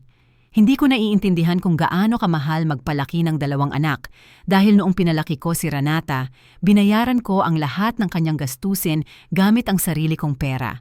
Hindi ako naghahanap ng isang matandang tao para suportahan ako. Si Marisa, na nagmamasid sa usapan mula sa sopa, ay nagpa siyang makialam sa kanyang bersyon ng suporta ng ina. Mare, naiintindihan kong nalilito ka, ngunit si Gustavo ay isang mabuting ama at isang mabuting anak. Hindi niya nararapat na tratuhin ng ganito ng isang babaeng kaedad mo na malinaw na nawawala sa kanyang isip. Nawawala sa aking isip? Ulit ko, nararamdaman ang galit na nag-aapoy sa aking dibdib. Dahil sa pagtatanggol sa iyong mga karapatan sa sarili mong tahanan, sa pagbabanta sa iyong pamilya ng mga abogado, sa halip na ayusin ang mga problema tulad ng mga sibilisadong tao, sagot ni Marisa sa moral na superioridad na pinakinis niya sa paglipas ng mga taon. Ang mga sibilisadong tao ay hindi nagpapataw ng mga iskedyul ng trabaho sa mga miyembro ng pamilya, ganti ko. Ang mga sibilisadong tao ay hindi nagbabanta na paalisin ang may-ari sa kanilang sariling bahay. Pabalik-balik na naglalakad si Gustavo sa sala, malinaw na kinakalkula ang kanyang mga opsyon. Nang huminto siya, mayroon siyang ekspresyon na isinusuot niya kapag malapit na niyang ilabas ang kanyang pinakamalakas na baraha. "Sige ma," sabi niya na may ngiting hindi umabot sa kanyang mga mata. "Kung gusto mong makipaglaro sa mga abogado, pwede tayong makipaglaro sa mga abogado dahil lumalabas na kumonsulta na rin kami tungkol sa aming mga karapatan." "Anong mga karapatan?" tanong ko kahit na hinala ko na kung saan siya patungo. "Ang mga karapatan ng mga nangungupahan na nanirahan sa isang ari-arian ng higit sa 2 taon," matagumpay niyang sagot. "Ang mga karapatan ng mga magulang na nagpapalaki ng kanilang mga anak sa isang matatag na tahanan. Ang mga karapatan ng isang pamilyang nagpapanatili ng isang ari-arian na nasisira dahil sa kakulangan ng pangangalaga. Ito mismo ang banta na ipinayo sa akin ni David na susubukan nilang gamitin. Ang pagkakaiba ay ngayon, handa na akong harapin ito." "Gustavo," sabi ko ng may kalmadong malinaw na kinabahan sa kanya, "iminumungkahi kong ipakita mo ang mga legal na konsultasyong iyan sa iyong tunay na abogado dahil tiniyak sa akin ng aking abogado na walang korte sa bansa ang magbibigay ng mga karapatan sa nangungupahan sa mga taong hindi nagbayad ng upa at pinagsamantalahan ang may-ari sa pananalapi." Agad na nagbago ang ekspresyon ni Gustavo. Halata na ang kanyang mga legal na konsultasyon ay mga paghahanap sa internet o mga pag-uusap sa mga kaibigan, hindi tunay na propesyonal na payo. Saka, patuloy ko, inilalabas ang sarili kong alas. Ipinaalam sa akin ng aking abogado na ang ginagawa ninyo ay tinatawag na elder exploitation at ito ay isang federal na krimen. Kaya, kung gusto ninyong isama ang mas maraming abogado sa sitwasyong ito, sige lang. Ngunit binabalaan ko kayo na ang mga legal na kahihinatnan para sa inyo ay mas malubha kaysa sa akin. Ang katahimikang sumunod ay ganap. Maging ang mga bata na dumating mula sa eskwela habang nag-uusap kami at nakikinig mula sa pasilyo ay nanatiling ganap na tahimik. "Binabantaan mo kaming idemanda?" tanong ni Renata sa maliit na boses na hindi niya ginamit mula noong teenager siya. "Hindi ko kayo binabantaan ng anuman," sagot ko. "Ipinaliliwanag ko ang mga legal na kahihinatnan ng inyong mga kilos. Ang parehong mga kahihinatnan na ipinaliwanag sa akin ng aking abogado kaninang umaga." Lumitaw si Ethan sa pasukan ng sala na may suot pang backpack at nalilitong ekspresyon. Bakit po lahat sumisigaw at bakit po umiiyak si Lola? Tunay ngang nagsimulang umiyak si Marisa, ngunit hindi ito mga luha ng kalungkutan. Iyon ay mga luha ng galit at kahihiyan mula sa isang taong napagtanto na ganap niyang nawala ang kontrol sa isang sitwasyong akala niya ay na-master na niya. "Okay lang, mahal ko," sabi ko kay Ethan, lumalapit para yakapin siya. Nag-uusap lang ang mga matatanda ng isang mahalagang bagay tungkol sa kung paano tayo mamumuhay sa bahay na ito. "Aalis po ba tayo sa bahay?" tanong ni Valerie na lumitaw sa likod ng kanyang kapatid na may malalaking mata. Ang inosenteng tanong ng aking apo ay dumurog sa aking puso. Ngunit ipinaalala rin nito sa akin kung bakit ko ginagawa ang lahat ng ito. Karapat-dapat ang mga batang ito na lumaki sa isang kapaligiran kung saan ang mga relasyon sa pamilya ay batay sa pagmamahal at paggalang sa isa't isa, hindi pagsasamantala at manipulasyon. "Depende yan sa mga magulang ninyo," tapat kong sagot. "Kung magpasya silang manatili dito na iginagalang ang mga patakaran ng bahay at nag-aambag ng patas, maaari silang manatili. Kung hindi, kailangan nilang humanap ng ibang matitirhan." "Anong mga patakaran?" tanong ni Ethan sa direktang kuryosidad na taglay ng mga bata. "Mga patakaran tulad ng lahat ng matatandang nakatira dito ay kailangang magtrabaho at mag-ambag sa mga gastusin," paliwanag ko. Mga patakaran tulad ng walang sino mang maaaring pilitin ang ibang miyembro ng pamilya na magtrabaho ng walang pahinga. Mga patakaran tulad ng lahat tayo ay karapat-dapat na tratuhin ng may respeto. Tiningnan ako ni Gustavo nang may ekspresyon na nakakatakot sana isang linggo na ang nakalipas, ngunit ngayon ay tila nakakaawa na lang. Ma, nililito mo ba ang mga bata sa mga dramang pangmatanda na to? Nalilito na ang mga bata, ganti ko. Nalilito sila sa pagkakita sa kanilang lola na trinatrato na parang isang kasambahay. Nalilito sila sa pagkarinig sa kanilang mga magulang na nag-uusap tungkol sa pagpapalaya sa kanilang lola sa sarili nitong bahay. Ngayon kahit paano, naririnig nilang may isa pang paraan para mamuhay bilang isang pamilya. Lumapit si Renata sa kanyang mga anak at niyakap sila sa isang kilos na magiging magiliw sana kung hindi ito malinaw na kalkulado para makakuha ng awa. Mga anak, pumunta na kayo sa kwarto ninyo at gawin ang inyong takdang aralin. Kailangang tapusin ng mga matatanda ang pag-uusap. Nang umalis ang mga bata, lalong naging tensyonado ang kapaligiran sa sala. Para kaming lahat ay naghihintay kung sino ang gagawa ng susunod na hakbang sa isang laro ng chess, kung saan ganap na nagbago ang mga patakaran. Sige, sa wakas ay sabi ni Gustavo, gamit ang isang negosasyong tono. Sabihin nating seryoso ka sa lahat ng ito. Sabihin nating gusto mo talagang magbayad kami ng upa at mag-ambag sa mga gastusin. Gaano katagal ang ibibigay mo sa amin para mag-organisa? 30 araw ang nakasaad sa mga sulat, sagot ko, tinitingnan ang mga dokumento. 30 araw para magpasya kung tatanggapin ninyo ang mga bagong kondisyon at simulan ang pagsunod sa mga ito, o 30 araw para humanap ng ibang matitirhan. At ang nanay ko? Tanong niya, itinuturo si Marisa na umiiyak pa rin sa sopa. 48 oras ang nanay mo, matatag kong sabi. Wala siyang kasunduan sa paninirahan sa akin, autorisado o hindi. Ang kanyang presensya dito ay isang pagpapataw, hindi isang imbitasyon. Hindi mo pwedeng palayasin ang isang matandang babae nang may 2 araw lang na paunawa, protesta ni Gustavo. Kaya ko at gagawin ko, sagot ko, nagulat sa sarili kong determinasyon. May sariling bahay ang nanay mo. Kung ayaw niyang manirahang mag-isa, maaari siyang humanap ng angkop na lugar para sa mga taong kaedad niya o maaari siyang manatili sa mga kamag-anak na talagang nag-imbita sa kanya. 3 buwan ang lumipas, nagising ako sa sarili kong kama, sa sarili kong kwarto ng 7:00 ng umaga dahil gusto ko, hindi dahil hinihiling ng isang schedule. Hindi ako nababagabag sa katahimikan ng bahay. Sa katunayan, ito ang pinakamagandang tunog na narinig ko sa loob ng maraming taon. Ang tunog ng kapayapaan. Umalis si Marisa sa 2nd araw, eksakto tulad ng nakasaad sa legal na abiso.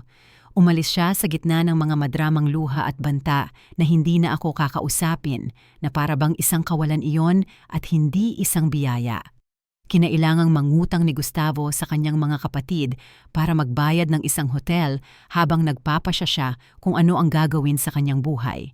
Sa huli, pinili niyang lumipat sa isang apartment para sa mga senior kung saan, narinig ko kalaunan, palagi siyang nagrereklamo na hindi kasing galing ko ang mga tauhan. Sinubukan ni Renata at Gustavo ang lahat ng uri ng taktika sa loob ng unang 30 araw na iyon. Una ay ang ganap na pagtanggi. Iginigiit nilang lahat ay isang di pagkakaunawaan na maaari nilang ayusin ang mga bagay-bagay bilang isang pamilya nang walang mga abogado. Nang hindi iyon gumana, sinubukan nila ang emosyonal na pagkakasala. Palagi nilang ipinapaalala sa akin na nawawala sa akin ang pagkakataong makita ang aking mga apo na lumaki, na para bang ang pagkakita sa kanila na lumaki ay nangangailangan na ako ang kanilang hindi binabayarang 24 oras na yaya. Pagkatapos ay dumating ang galit. Sumigaw si Gustavo ng 2 oras isang gabi, tinawag akong makasarili, malupit, isang masamang ina at isang mas masahol na lola. Umiyak si Renata, nagmakaawa sa akin, niyakap ako at dinala pa ang mga bata para hilingin sa aking magbago ng isip. Ngunit sa unang pagkakataon sa loob ng maraming taon, nanindigan ako. Inihanda ako ni David para sa bawat isa sa mga taktikang ito at mayroon akong kalmado, legal na mga sagot para sa lahat ng kanilang nag-uumapaw na emosyon. Magdurusa ang mga bata dahil sa'yo, sabi sa akin ni Renata sa isa sa kanyang mga huling pagtatangka sa manipulasyon. Matututo ang mga bata na ang malusog na relasyon sa pamilya ay batay sa paggalang sa isa't isa, hindi pagsasamantala. Sagot ko gamit ang eksaktong mga salitang iminungkahi ni David. Ang huling yugto ay ang pinaka nakapagtataka. Sa huling linggo bago sila umalis, parehong sinimulan akong tratuhin ni Renata at Gustavo ng may labis na kagandahang loob na halos mas nakakainsulto pa kaysa sa kanilang mga naunang pang-aabuso. Bigla, ako ay si Mrs. Everett at pakiusap at maraming salamat sa lahat. Para bang bigla nilang naalala na mayroon palang magandang asal, ngunit kapag kailangan lang nila ito para sa isang bagay. Ma, sana maintindihan mo na palagi ka naming minahal, sabi sa akin ni Renata noong umaga na sila ay umalis. Nagkakaroon lang talaga ng di pagkakaunawaan ang mga pamilya minsan. Di pagkakaunawaan. 2 taon ng sistematikong pagsasamantala na nabawasan sa isang simpleng di pagkakaunawaan. Na para bang isang kalituhan kung sino ang dapat maglabas ng basura at hindi isang sinasadyang kampanya para gawin akong kanilang libreng kasambahay, ngunit wala na sila. Lumipat sila sa isang 2-kwartong apartment sa kabilang panig ng bayan, isang lugar na nagkakahalaga ng eksaktong $800 bawat buwan sa upa kasama ang mga gastusin. Tila pagdating sa pagbabayad sa isang hindi kilalang may-ari, mayroon naman pala silang pera. Tanging pagdating sa pagbabayad sa akin, ang kanilang pamilya ay hindi sapat ang kanilang pera. Ang mga unang araw pagkatapos ng kanilang pag-alis ay kakaiba. Pakiramdam ko'y napakalaki at walang laman ang bahay pagkatapos ng 2 taon na puno ng patuloy na ingay, mga apurahang hiling, at ang walang katapusang stress ng pagsisilbi sa ibang tao. Ngunit unti-unti, ang pakiramdam ng kawalan ay naging isang bagay na ganap, na naiiba, kalayaan. Maaari akong mag-almusal kung kailan ko gusto. Maaari kong panoorin ang mga palabas sa telebisyon na gusto ko. Maaari akong magpasya kung ano ang lulutuin batay sa aking sariling mga gusto. Hindi sa mga pangangailangan sa nutrisyon ng 4 na magkakaibang tao. Maaari kong gastusin ang aking pensyon sa aking sariling mga pangangailangan at bigyan pa ang sarili ko ng maliliit na luho na nakalimutan ko ng umiral. Noong unang beses akong bumili ng sariwang bulaklak para sa aking mesa sa kainan, napaiyak ako dun mismo sa supermarket.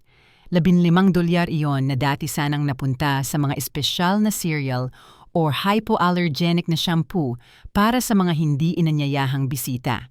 Ngayon, $15 iyon na maaari kong gastusin sa isang bagay na nagpapasaya sa akin para sa simpleng kasiyahan na pasayahin ang aking sarili. Si Lucy ay naging isang biyaya sa buong proseso. Hindi lamang niya ako tinulungan na panatilihin ang aking determinasyon sa mga pinakamahihirap na sandali, kundi naging isang tunay na kaibigan. Ngayon, sabay kaming nanananghalian 2 beses sa isang linggo, pumupunta sa palengke tuwing Sabado ng umaga at nagsimula kaming kumuha ng mga klase sa pagpipinta sa community center. Hindi mo ba namimiss ang ingay ng mga bata? Tanong niya sa akin isang hapon habang nagpipinta kami ng mga watercolor na tanawin. Namimiss ko ang aking mga apo, tapat kong sagot.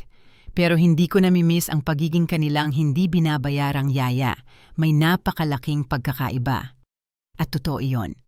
Binisita ako ni Ethan at Valerie tuwing ikalawang Sabado, isang kasunduan na itinatag namin pagkatapos ng maraming tensyonadong negosasyon.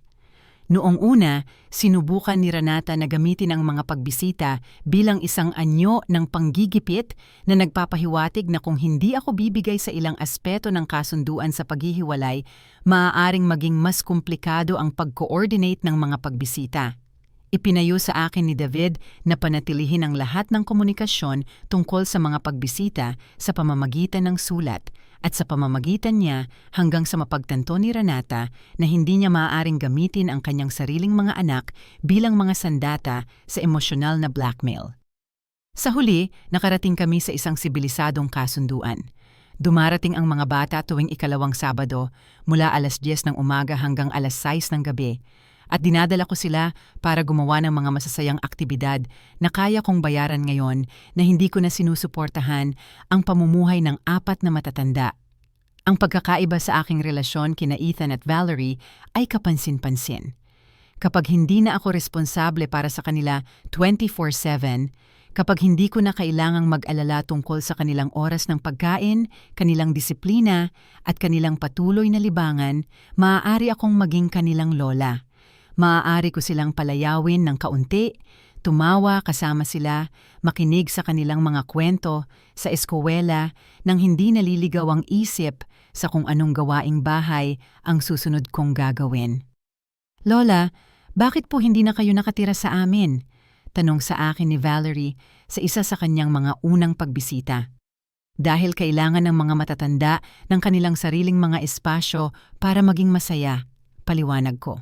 Ang nanay at tatay mo ay nangangailangan ng kanilang sariling tahanan kung saan maaari silang gumawa ng kanilang sariling mga desisyon at kailangan ko ng sarili kong tahanan kung saan maaari kong gawin ang sa akin. Pero mahal niyo pa rin po kami. Giit niya sa tunay na pag-aalala na dumurog sa aking puso. Mahal ko kayo higit sa anuman sa mundo, tiniyak ko sa kanya, niyakap siya ng mahigpit. At dahil mahal na mahal ko kayo, gusto kong matutunan ninyo na ang mga taong nagmamahalan ay nagtraratuhan ng may respeto at pagmamahal. Hindi sila nagsasamantala sa isa't isa. Si Ethan, na mas matanda at mas mapagmasid, ay naintindihan ang sitwasyon ng may kamanghamanghang pag-unawa. Pinagtrabaho ka po ng husto ni na mama at papa, di po ba Lola? Oo, mahal ko, pag-amin ko. Ngunit ngayon, lahat tayo ay natututo ng mas mabuting paraan para maging isang pamilya. Nang umagang iyon, 3 buwan pagkatapos ng malaking pagbabago, nagising ako na may isang damdamin na ganap ko nang nakalimutan. Positibong pag-asam, hindi pagkabalisa tungkol sa kung anong mga hiling ang maghihintay sa akin sa araw, kundi tunay na kuryosidad tungkol sa kung anong mabubuting bagay ang maaari kong piliing gawin. Tinawagan ako ni David noong nakaraang linggo para ipaalam na opisyal ng binawi ni Renata at Gustavo ang anumang legal na pag-aangkin sa aking ari-arian. Tila, kinumpirma ng kanilang mga konsultasyon sa mga tunay na abogado ang alam ko na. Wala silang legal na karapatan sa aking bahay, at anumang pagtatangkang magtatag ng ganoong mga karapatan ay magreresulta lamang sa mga kaso ng pang-aabuso sa nakatatanda. Ano po ang pakiramdam ng kalayaan, Mrs. Everett? Tanong sa akin ni David sa mainit ng ngiting labis kong pinahalagahan. Parang paggising mula sa isang napakahabang bangungot, sagot ko. Parang pag-alala na ako ay isang tao, hindi isang bagay. Nang umagang iyon, bumangon ako kung kailan ko gusto, nag-almusal ng gusto ko, at nagbihis para pumunta sa aking bagong paboritong aktibidad. Mga klase sa sayaw para sa mga senior na natuklasan ko sa community center. Sa edad na 66, natututo akong magsalsa. Nagkaroon ako ng mga bagong kaibigan at muling natutuklasan ang mga bahagi ng aking sarili na nakalimutan ko ng umiral. Habang naghahanda akong umalis, tiningnan ko ang aking refleksyon sa salamin sa banyo. Ang babaeng tumingin pabalik sa akin ay wala na ang palaging pagod at balisang ekspresyon na suot niya sa nakalipas na 2 taon. Ang kanyang mga mata ay maliwanag, ang kanyang likod ay tuwid, at mayroon siyang isang bagay na nawala sa kanya nang hindi niya namamalayan. Mayroon siyang dignidad. Paglabas ko ng bahay, ikinandado ko ang pinto at naglakad papunta sa bus na may matatag na mga hakbang.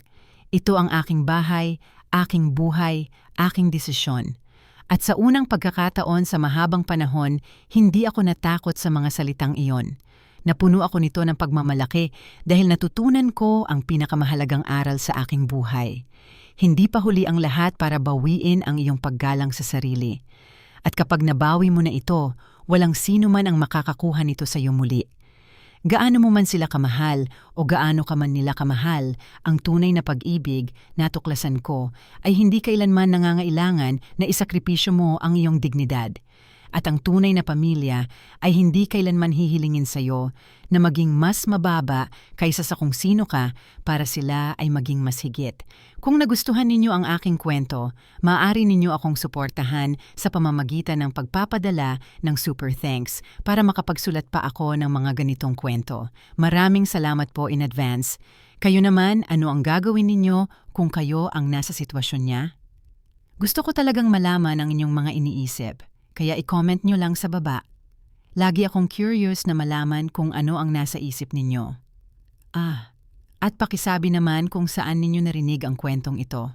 Kung gusto ninyong makarinig pa ng mga kwento sa buhay na tulad nito, i-like ang video at mag-subscribe sa aking channel.